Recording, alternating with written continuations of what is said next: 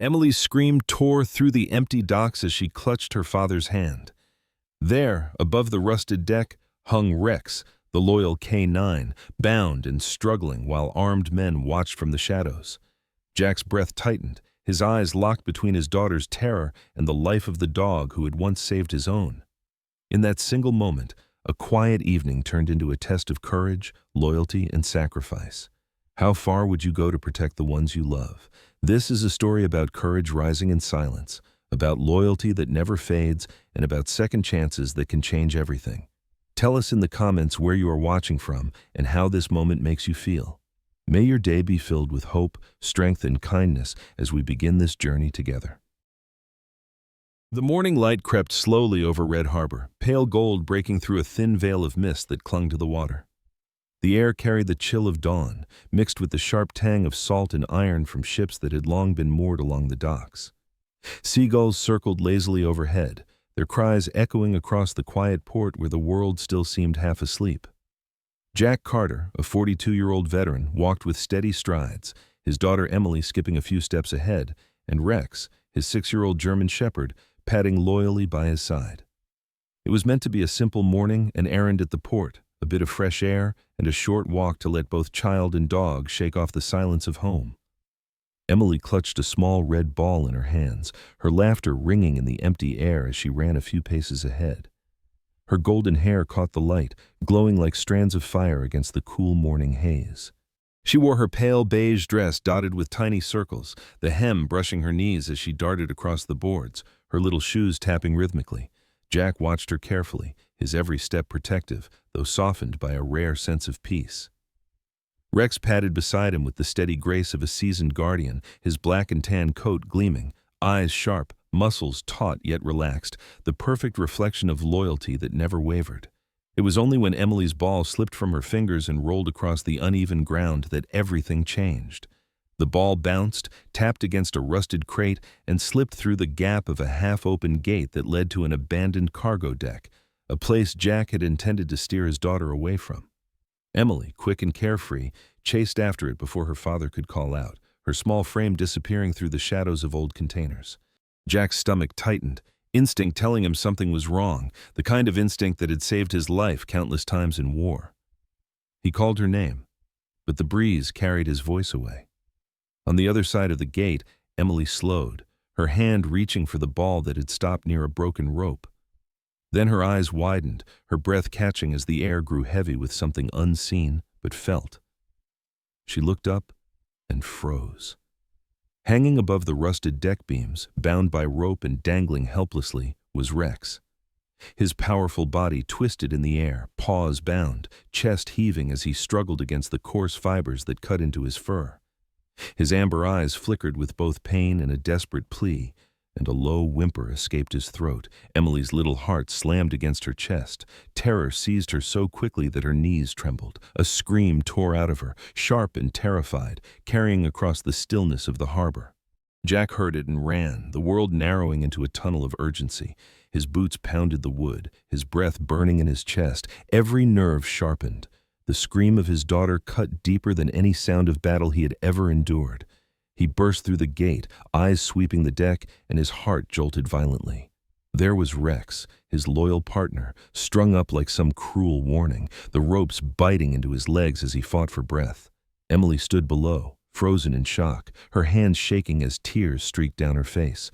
Jack rushed forward, but the sound of shifting feet stopped him cold. From the shadows behind a stack of old containers stepped 3 men, their presence heavy, their weapons gleaming faintly in the pale light. They were cartel enforcers, no older than their mid-30s, each carrying the sharp, restless look of men who lived by violence.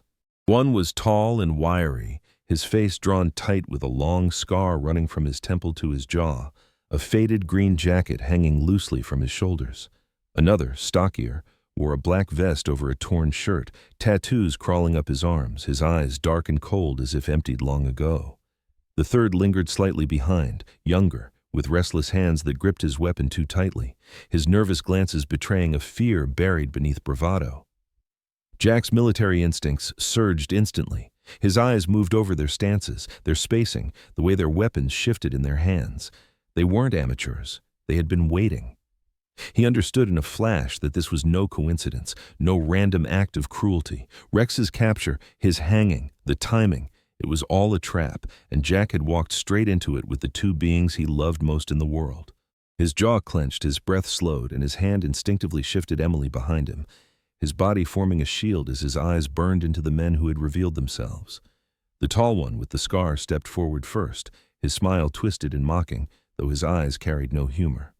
He said nothing at first, letting the silence carve itself into the moment, his boots tapping against the steel floor. He raised his weapon lazily, not to fire, but to point toward Rex's straining body above, like a puppeteer reminding his audience of the stakes.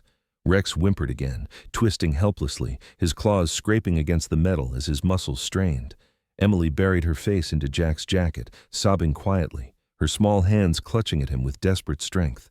Jack's voice came low and steady, every word carefully measured, a tone that once commanded soldiers in the darkest hours.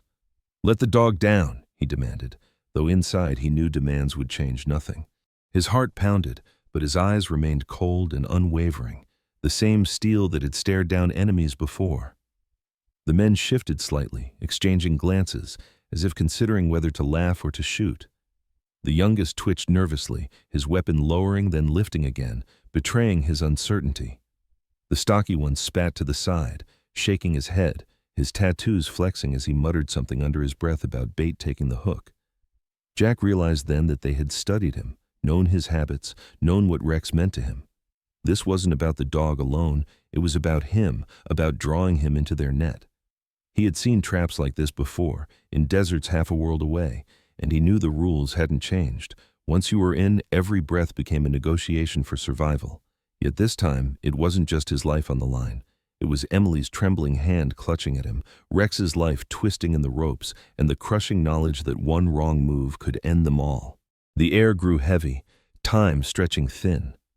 The sound of waves lapping against the hulls of old ships seemed distant, muffled by the weight of what stood before them. Jack's body was still, but his mind raced with possibilities. He had been trained to read situations, to survive the impossible, to find openings where none existed. And though fear gripped him, it wasn't the fear of death. It was the fear of failing those he could not lose. He straightened, squaring his shoulders, his voice dropping to a low growl as his eyes locked on the scarred leader. Without words, his stance made clear. He would not beg, he would not fold, and he would not abandon his family, no matter the trap that had been laid. In that tense silence, with Rex gasping above and Emily trembling at his side, the lines of battle were drawn not by bullets, but by will. The cartel men smirked, their weapons gleaming, but they found themselves staring at a man who did not break, a man carved by war, a man who had walked through fire and come out harder. The fateful deck of Red Harbor had become a stage, and on it, courage, loyalty, and sacrifice stood shoulder to shoulder, ready to be tested once more. The morning fog at Red Harbor had begun to lift, but the air remained thick with tension, pressing down like an invisible weight on the abandoned cargo deck. Jack stood motionless, his daughter Emily clinging to his side, her small frame trembling as she buried her face against his jacket. Above them, Rex twisted helplessly, his muscles straining against the ropes that bit into his fur, his amber eyes fixed on Jack with a desperate plea.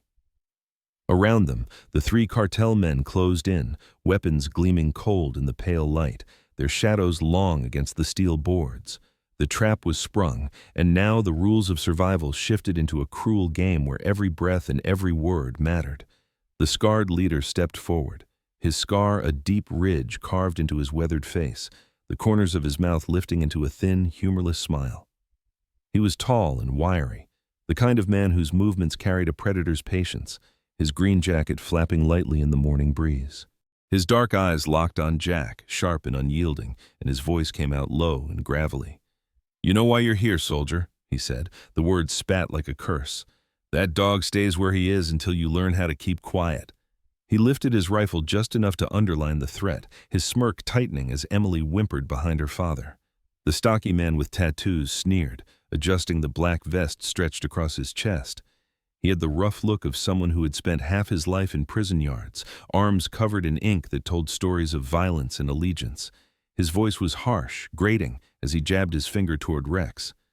We could end him now. One cut and he drops, nothing but dead weight. Unless, he added, eyes narrowing on Jack, you do what's smart and forget what you think you know about our business. His words were sharp, meant to wound, but his posture betrayed unease. The youngest of the trio shifted on his feet, his nervous energy spilling into every twitch of his hands. Barely in his 20s, his face was still too soft for the hardness he tried to project, his dark hair falling messily into his eyes as he clutched his weapon too tightly. He said nothing, only glanced repeatedly at Jack, then at Rex, then back again, as though silently questioning whether he had the stomach for the violence his companion spoke so easily of. His silence painted him as both dangerous and uncertain, a wild card in a game where hesitation could kill. Jack inhaled slowly, forcing calm into his veins, though his pulse thundered in his chest. He had faced ambushes before, but this was different. He wasn't just fighting for himself. Emily's small fingers dug into his jacket, her fear a living, breathing reminder that every move mattered. He knew the cartel wanted more than silence. They wanted submission, the assurance that their operations would continue unchallenged. But Jack had never been a man to yield, and he wouldn't start now. His eyes, steel gray and unwavering, met the leader's gaze, and when he spoke, his voice was even, steady, edged with quiet defiance. If you think threats will silence me, you're wrong. I know more than you realize. I know about the deal in El Paso, the one that fell apart, the weapons shipment your boss never recovered. The effect was instant. The scarred leader's smirk faltered, a flicker of surprise flashing across his features before he forced it back under control. The tattooed man muttered a curse, his head jerking toward the younger one as if to confirm he'd heard correctly. The youngest shifted again, unease etched across his face, his grip tightening on his rifle until his knuckles whitened. For a brief moment, the carefully rehearsed menace of the cartel fractured, replaced by uncertainty. Jack had hit a nerve, and he knew it. The scarred man recovered first, his smile returning, though thinner now, less certain. You don't know what you're talking about, he snapped, though his eyes betrayed the lie. That was nothing, a mistake long buried. But his voice lacked the weight of conviction, and Jack pressed his advantage, his tone sharpened by years of command. Mistakes like that don't stay buried. I was there when your people scrambled, when the desert swallowed your men and left your shipment in pieces. I know what it cost your boss, and I know he hasn't forgotten, so don't tell me it was nothing. Silence followed, heavy and taut, broken only by Rex's labored breathing above them. Emily peeked out from behind her father's jacket, her wide eyes flicking between the men and her dog, sensing the shift but not fully understanding it. Jack remained steady, though inside his mind raced. He had bought himself a sliver of time, just enough to see how deep their fear ran, just enough to shift the balance of power ever so slightly. The tattooed man lowered his weapon slightly, his suspicion warring with his loyalty. Boss never told us the full story, he muttered, his eyes darting to the leader. Said it was sabotage, said the feds had a hand in it. His voice trailed off, uncertainty creeping into the cracks of his bravado. The scarred leader's jaw tightened, his scar twitching as he snapped back. Shut up! He knows nothing. He's bluffing. But even as he spoke, his eyes flicked to Jack with something closer to calculation than confidence. Jack sensed the hesitation, the fracture in their unity, and leaned into it. He shifted his weight slightly, his arm pressing protectively around Emily, while his gaze never wavered from the men before him. You can keep your secrets, he said evenly, but you know I'm right. You know your boss wouldn't forgive another mistake, and if word spreads that I know the truth, you'll have more than me to silence. So here's what happens. You lower my dog, and we talk like men. You want me to keep quiet? You'll have to make it worth my while. His words came sharp and precise, like blades meant to cut not flesh but certainty. The cartel men exchanged glances, their silence stretching longer this time, their confidence eroding beneath the weight of a truth they hadn't expected to confront. The scarred leader's jaw worked as he tried to calculate the cost of calling Jack's bluff. The tattooed man looked restless, his eyes shifting nervously toward Rex as if already weary of the cruelty on display. The youngest remained frozen, his grip on his weapon trembling now, sweat beading at his temple. The tension thickened, and for a moment the balance of power shifted just enough for Jack to breathe. Rex let out a low, strained growl, his body twisting weakly as the ropes bit deeper. Emily whimpered again, and Jack placed his hand gently on her head, steadying her. He knew the moment was fragile, that every second counted, and so he pressed the silence with the weight of his own resolve. "You wanted leverage," he said finally, his tone flat but unyielding. "Now you have mine, and I have yours. But if you want this to end without blood on this deck, you'll cut my dog down first." His demand hung in the air, bold yet calculated, a thread pulled tight in the web of fear and suspicion. The scarred leader's eyes narrowed, his mind clearly racing as he weighed his choices. The tattooed man muttered another curse, his shoulders slumping slightly as though weary of the standoff. The youngest shifted his weight, his rifle dipping lower, his eyes darting between Jack and his companions as though searching for permission to relent.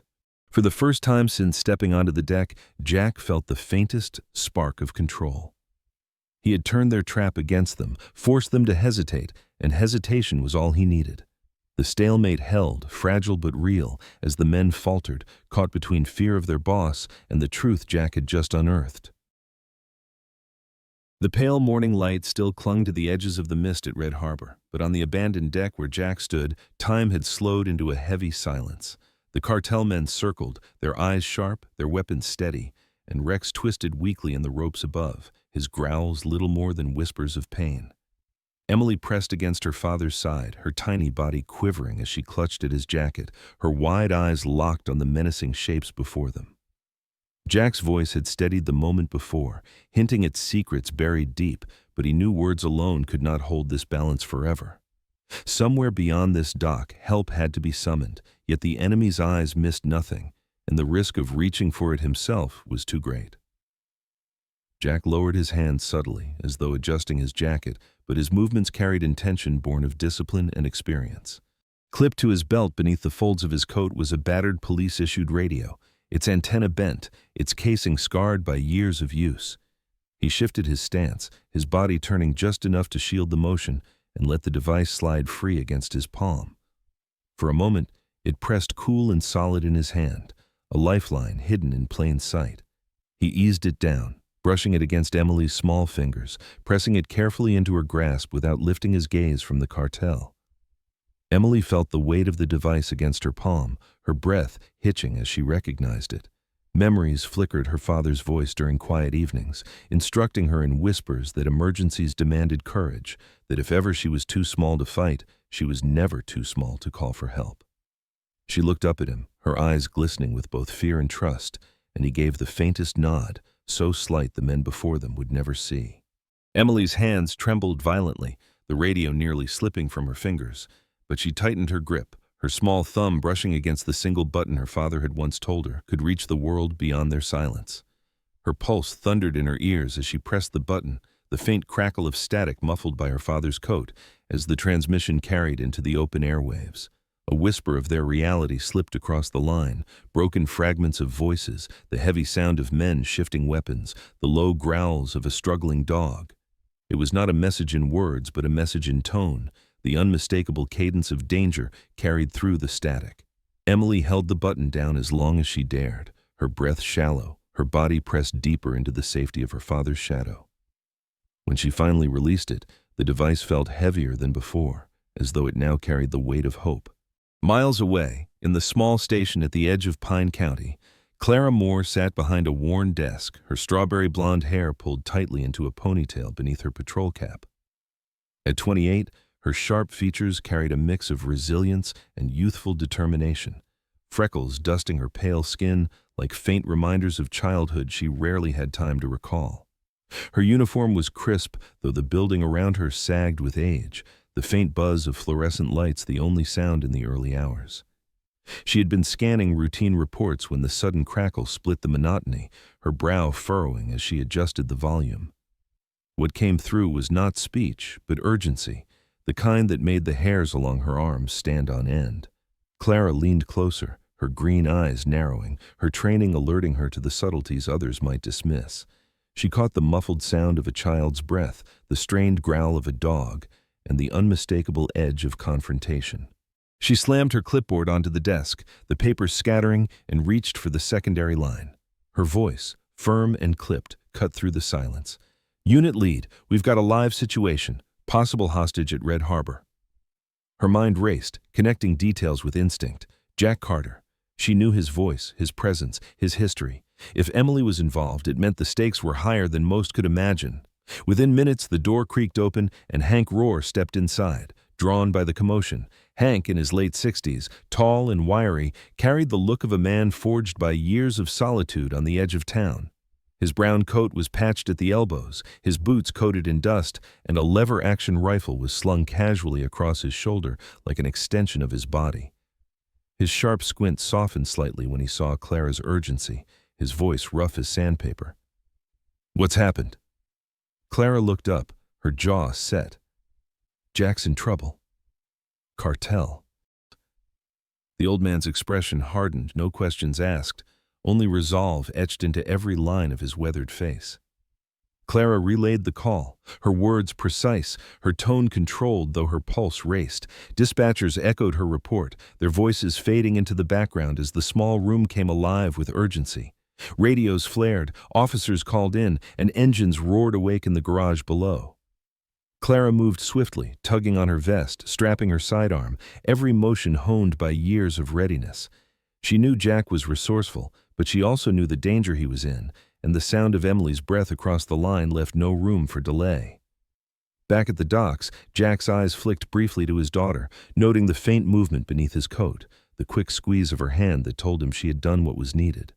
Relief threatened to crack his composure, but he buried it, forcing his expression into the same controlled calm that had kept him alive in deserts and alleyways. He spoke again, his words directed at the scarred leader, his voice laced with a steady defiance. "This doesn't have to end in blood. You want silence? You'll have to earn it." His tone was measured, not pleading, designed to stretch every second into a lifeline. The cartel men exchanged looks, their earlier bravado faltering as uncertainty gnawed at their edges. The tattooed one shifted, muttering under his breath, his eyes flicking toward Rex with impatience. The youngest's rifle dipped slightly again, betraying nerves he could not hide. The scarred leader held firm, but even he seemed caught between choices, calculating risks in silence. Jack seized the hesitation, drawing out his words with precision, buying moments for the wheels of rescue already turning miles away. Clara's voice rang through the station as she coordinated the response, her commands sharp and unwavering. "Units Alpha and Bravo converge on Red Harbor. Approach silent. Do not engage until given the order." Her eyes flicked to Hank, who leaned against the wall, his rifle gleaming dully under the fluorescent light. "You're not staying behind, are you?" he asked gruffly. Clara shook her head once, already heading for the door. "Not a chance." Hank's mouth twitched into the faintest ghost of a smile, the kind born from grim understanding. Engines roared as patrol cars peeled from the station, their lights darkened, their sirens silent. The convoy rolled through the waking streets, the town unaware of the danger unfolding at its edge. The morning sun climbed higher, spilling light over the horizon, but in the narrow lanes toward the harbor, shadows still clung stubbornly to the corners. Inside each vehicle, officers checked weapons, tightened straps, their faces grim with anticipation. They didn't rush headlong, they approached with silence, their presence a storm building just beyond sight. On the abandoned deck, Jack stood tall, his voice steady, his eyes unbroken. Emily clung to him, her small hands still trembling, but in her chest, a flicker of hope began to burn. She had pressed the button, someone had heard, somewhere out there help was coming, even if she could not yet see it. Above, Rex's chest rose and fell in ragged rhythm, his strength fading, but his spirit unyielding. And in that fragile silence, a thread of defiance bound them all together, stretching thin but refusing to snap. The morning sun had risen higher, cutting through the thinning mist around Red Harbor, but on the abandoned deck, the air was heavy, filled with silence that threatened to break at any second. Jack stood steady, shielding Emily close behind him, his voice still measured as he continued the charade of negotiation. The scarred leader narrowed his eyes, listening, while his companions shifted with visible impatience. Rex strained above, the ropes creaking with each weak twist of his body, his growls reduced to faint rumbles that echoed desperation. Jack's mind ticked like a clock, counting the seconds, searching for the smallest lapse, the narrowest gap that could turn the tide. The scarred man lowered his weapon slightly, mocking Jack with words of false calm. "Keep talking, soldier. Maybe we find a way out where no one gets hurt." His smirk held, but the impatience of his partners betrayed the lie. The tattooed man adjusted his vest, muttering curses about wasted time, while the youngest shifted nervously, the barrel of his rifle dipping again. Jack's eyes tracked every movement, every flicker of attention, and in that fleeting moment of disunity, he knew his chance had come. His pulse steadied, his breath sharpened, and with a sudden surge, he acted. He lunged forward, boots slamming against the steel deck, his knife flashing as he drove himself beneath Rex's suspended body. The cartel shouted in shock, their rifles swinging up too late as Jack's blade sliced clean through the coarse rope. The tension snapped with a sharp crack, and Rex fell heavily into Jack's arms, his weight nearly staggering him. Jack gritted his teeth, absorbing the impact, then lowered the dog gently, his muscles straining but refusing to falter. For a heartbeat, there was only silence, broken by Emily's sob of relief. Then the chaos erupted. Gunfire shattered the air, bullets striking against metal, sparks flying as warning shots ricocheted.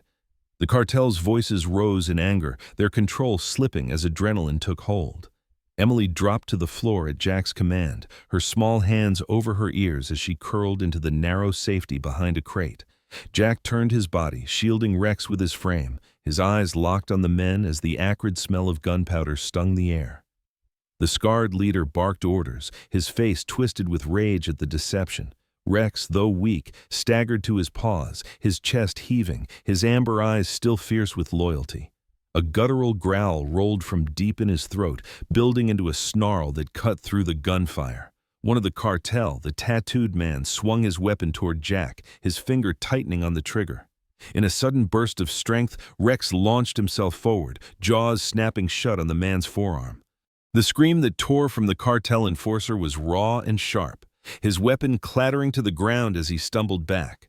Blood welled beneath Rex's teeth as the dog held firm, his body trembling with exhaustion, but his spirit unbroken. Jack seized the moment, kicking the dropped rifle across the deck, sending it skittering out of reach. The youngest cartel member panicked, his own shots fired wildly into the air, the recoil shaking his untrained grip. The scarred leader snarled, raising his weapon higher, his calm fractured by the sudden surge of chaos. Jack ducked low, pulling Rex back by the harness, his eyes scanning for cover as bullets sparked against the steel beams above. His movements were sharp, efficient, honed by years of battlefields far from this dock, every instinct screaming to endure just long enough. The firefight was brief but fierce, steel ringing with the clash of boots and shouts. Jack swung an elbow into the tattooed man's ribs, sending him sprawling, while Rex's low growls filled the space like thunder rolling beneath the storm. The scarred leader advanced, his weapon aimed squarely at Jack, his scar twisting as he spat curses through clenched teeth. For an instant, it seemed the trap would close fully, that Jack's gamble would collapse under the weight of numbers and guns. Then, from beyond the dock, movement flickered in the mist. Shadows rose at the edges of the cargo yard, dark shapes advancing in silence with rifles leveled and eyes steady. The first to emerge was Clara, her patrol vest tight against her frame, her sidearm drawn, her green eyes focused with a fire that erased hesitation. Beside her moved Hank, his weathered frame unshaken, his lever-action rifle resting in his steady hands, his face set in grim determination. Behind them, officers fanned out, their boots soft against the wood, their movements coordinated, their presence a net tightening from every direction. The cartel froze, their weapons half raised, their bravado faltering as realization dawned. The youngest's hands shook, his rifle lowering involuntarily, his wide eyes darting to the numbers closing in. The tattooed man clutched his bleeding arm, his curses fading into strained groans.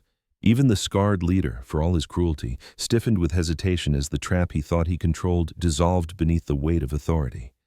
Jack straightened, his chest heaving, his eyes never leaving the men before him.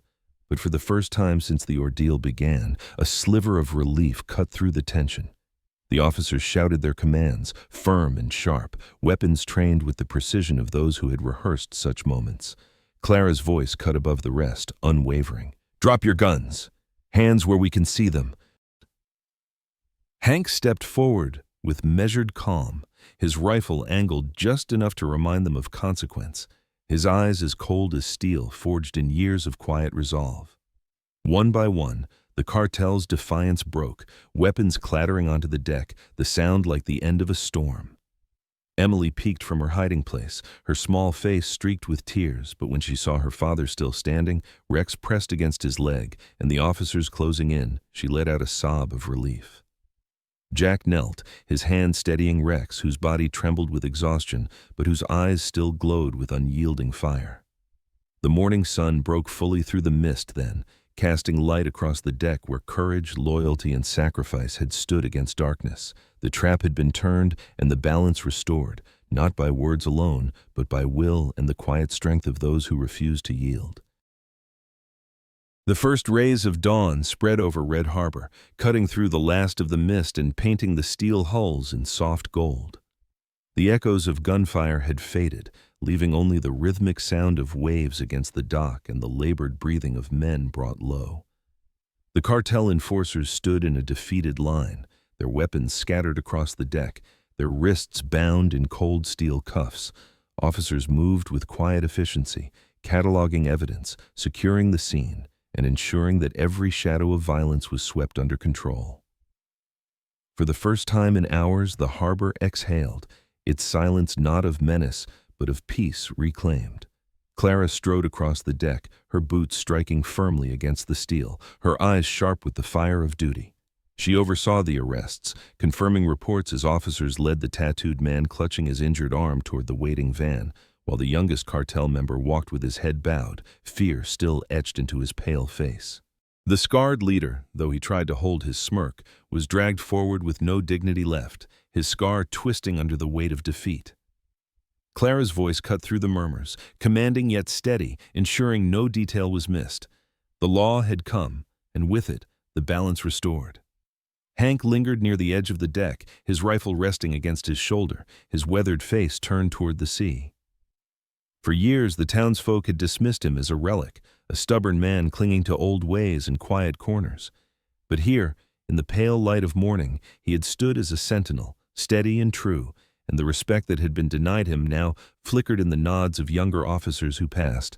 His squint softened when he caught Jack's gaze, the silent exchange between men who understood sacrifice and the cost of carrying burdens too heavy for words. Rex lay at Jack's feet, his chest rising and falling in shallow but steady rhythm, his fur damp and disheveled, his body trembling from both exhaustion and wounds. Emily knelt beside him, her small arms wrapped gently around his neck, her face pressed against his fur. The warmth of his body, fragile yet present, drew tears of relief down her cheeks. She whispered into his ear, her voice trembling but clear, "Heroes don't need capes, they only need a loyal heart." The words hung in the air, simple yet profound, weaving themselves into the silence as truth undeniable. Jack stood above them, his eyes heavy with both weariness and pride. His body bore the aches of the fight, his breath still thick from the rush of survival, yet his gaze softened as it lingered on his daughter and the dog who had once saved his life and had done so again in his weakest moment. The lessons of battle, the scars of war, all seemed to converge into this one truth that love and loyalty, far more than bullets or fists, had been the shield that carried them through. He let out a long breath, his hand resting gently on Rex's back, grounding them all in the bond they shared. The officers gathered the evidence, among it a small ledger found tucked in the scarred leader's jacket. Its pages, worn and smudged, revealed coded entries tied to the failed weapons shipment Jack had invoked. Clara skimmed the details, her brows furrowing as the truth unfolded. She called it in, her voice even, yet inside she recognized the weight of what had been exposed. A crime long buried now had a name, a record, a confession written in ink, and it would bring down not just the men here, but those who had commanded them. Red Harbor's shadow had been lifted. By mid-morning, the town stirred to life, whispers spreading of what had taken place at the docks. Fishermen paused at the shore, watching the convoy of police vehicles depart with their prisoners, the sight of sirens flashing silently against the daylight, a promise that justice still carried weight. Shopkeepers leaned in their doorways, murmuring to each other of Jack Carter, of the child and the dog, of the stranger Hank who had stood steady. Stories carried faster than truth, but in every retelling, a thread of gratitude was woven, binding the community in quiet acknowledgement. Hank walked beside Jack for a moment as the harbor cleared, his voice low, rough from years of disuse. "They'll talk about you now," he said, his squint turning toward Emily and Rex. "But what they should remember is that you didn't fight alone." Jack nodded, his voice soft but resolute. "We never do." Not really. Their words were few, but in them lived the bond of men who knew that justice was not the work of one, but of many who dared to stand. Emily rose from Rex's side, her small hands wiping tears from her cheeks, though her smile broke through the weariness. She looked up at her father, then down at the dog who leaned against her with tired strength, and in her young heart, she understood more than most adults ever would. Her voice, small yet steady, carried as she repeated the truth she had whispered before. "Heroes don't need capes, just a loyal heart." Jack crouched, pulling both Emily and Rex into his arms, holding them close as the morning light bathed them in warmth. In that embrace, he felt not only relief but a certainty that love and loyalty had turned danger into triumph, fear into justice. The dawn over Red Harbor broke fully then, golden light shimmering across the water, the dock no longer cloaked in menace but in peace. The ropes that had once bound now lay severed on the deck, symbols of a trap undone, of cruelty defeated. The echoes of battle had given way to the whispers of gratitude, to the quiet rise of respect where once there was doubt. Jack, Emily, Rex, and even Hank had stood as silent heroes, not for glory, not for recognition, but because love, loyalty, and courage demanded it. And in that morning light, justice was not just spoken, it was lived. In the end, this story is not only about Jack, Emily, and Rex. It is about all those who walk quietly among us, the ones who carry scars of being misunderstood, judged, or pushed aside by society, yet still choose compassion over bitterness. True strength is not in loud victories, but in the silent sacrifices, in the loyalty that never wavers, and in the kindness that rises when no one is watching. If this story touched your heart, share it with someone who needs hope today. Write your thoughts in the comments so others may find courage in your words. Subscribe to join a community that believes in humanity, in second chances, and in silent heroes. May God bless you and your loved ones with peace, kindness, and strength.